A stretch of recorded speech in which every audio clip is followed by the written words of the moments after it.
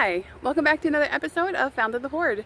My name's Marilee and I work at the museum. Today we're going to be exploring our largest artifact on the museum's grounds, and that is our Dwight and Elmira Foster House. So come with me, let's go explore. Welcome to the kitchen of the Dwight and Elmira Foster House. This would have been the heart of the kitchen. This is a wood-burning cook stove. The Foster House was built in 1841. And there are no signs of it ever having had a fireplace. So it would have used stoves in both the kitchen and in other parts of the house to heat it. And then obviously the kitchen stove would have been used also to cook food.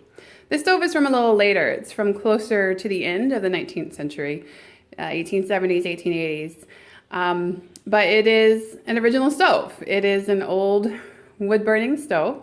And so we will be taking a quick tour of the stove today. Now, the heat for the stove would have come from this section.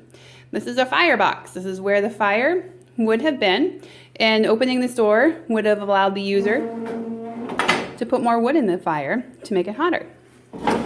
This is the oven, and this is obviously where yummy things would have been baked.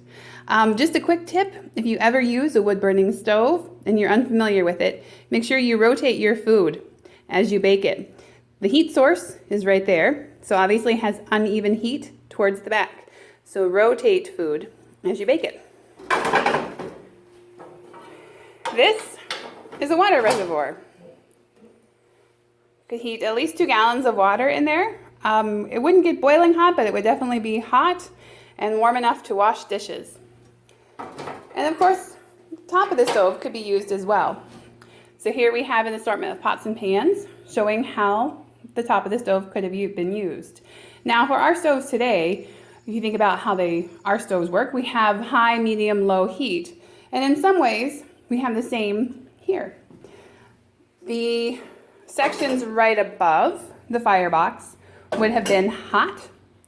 This area would have been more medium. And this area back here would have been low.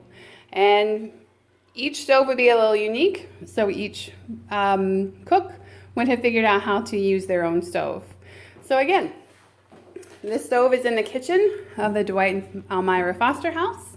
Again, the house is open this year, the first Saturday of August, from 10 to noon for tours, and we hope that you can come and enjoy it. It is a beautiful house. We have lots of wonderful artifacts, and there are more rooms to explore. Thank you.